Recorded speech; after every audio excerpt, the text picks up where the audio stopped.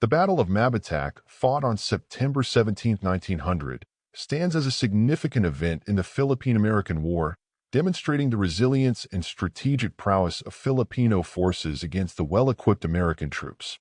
This confrontation took place in the small town of Mabitac, located in the Laguna province, and became a notable example of guerrilla warfare and the complexities of the conflict between the United States and Filipino revolutionaries. By 1900, the Philippine-American War had been raging for over a year.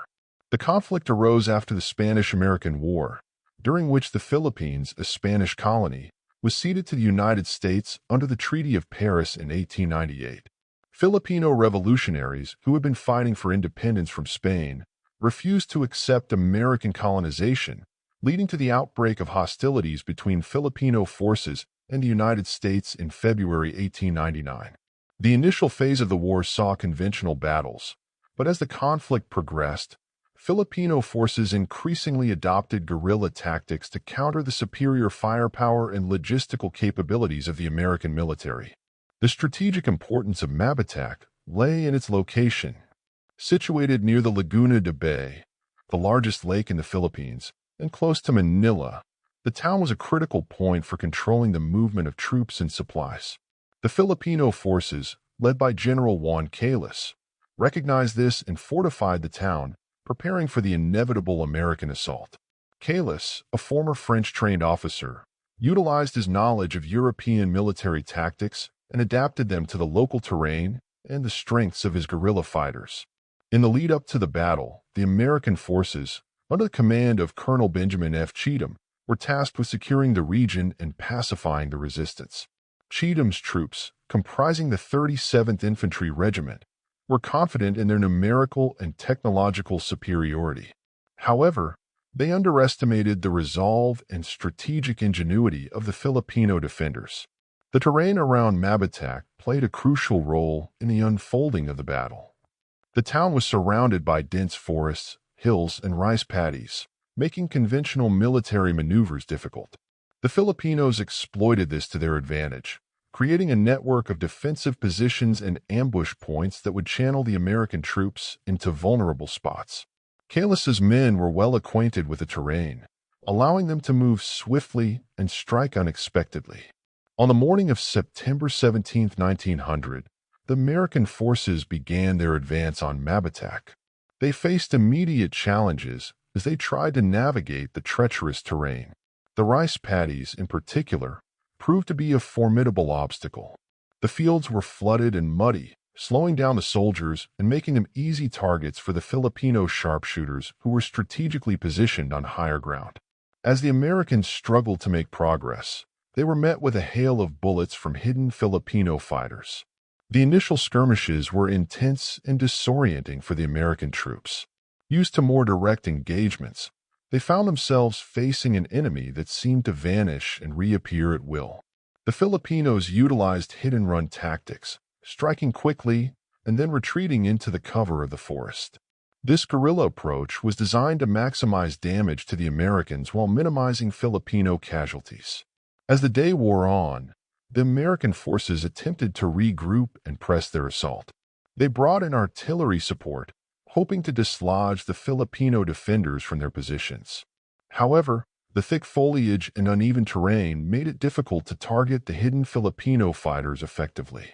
The artillery fire did little to disrupt the well-concealed Filipino positions, and the Americans found themselves increasingly frustrated and exhausted.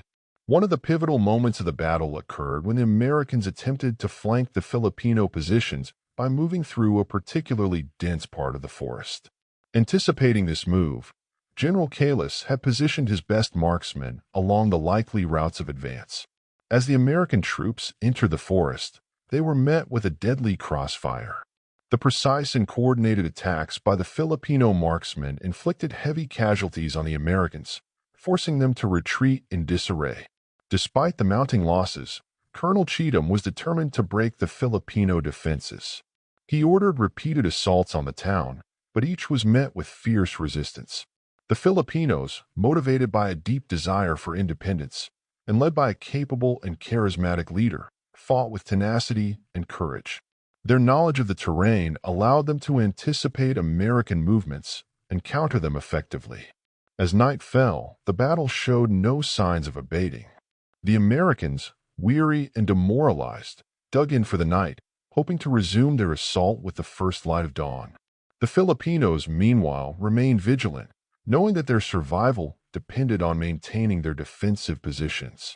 The following day saw renewed attempts by the Americans to capture Mabitac. However, the previous day's experiences had taken their toll. The morale among the American troops was low, and they were increasingly aware of the futility of their efforts against such a well-prepared and determined foe. Colonel Cheatham, recognizing the high cost of continuing the assault, ultimately decided to withdraw his forces. The Battle of Mabitac had ended in a decisive victory for the Filipino forces. The aftermath of the Battle of Mabitac had significant implications for both sides. For the Filipinos, the victory was a powerful morale booster. It demonstrated that they could stand up to the technologically superior American forces and defend their homeland. The success at Mabitac galvanized other Filipino guerrilla fighters and inspired further resistance against American occupation. For the Americans, the battle was a sobering reminder of the challenges they faced in subduing the Filipino resistance. It highlighted the limitations of conventional military tactics in the face of guerrilla warfare and underscored the resilience and determination of the Filipino fighters. The defeat at Mabitac forced the American military to reassess its strategies and adapt to the realities of the conflict. The Battle of Mabitac also had broader implications for the Philippine-American War. It underscored the complexities of the conflict and the deep-seated desire for independence among the Filipino people. The war would continue for several more years, with numerous battles and skirmishes, each contributing to the evolving narrative of resistance and occupation. In the annals of Philippine history, the Battle of Mabitac remains a symbol of resistance and resilience. It is a testament to the courage and strategic acumen of Filipino fighters who, despite facing overwhelming odds, stood their ground and defended their homeland. The legacy of the battle continues to inspire generations of Filipinos, serving as a reminder of the enduring spirit of independence and the sacrifices made in its pursuit.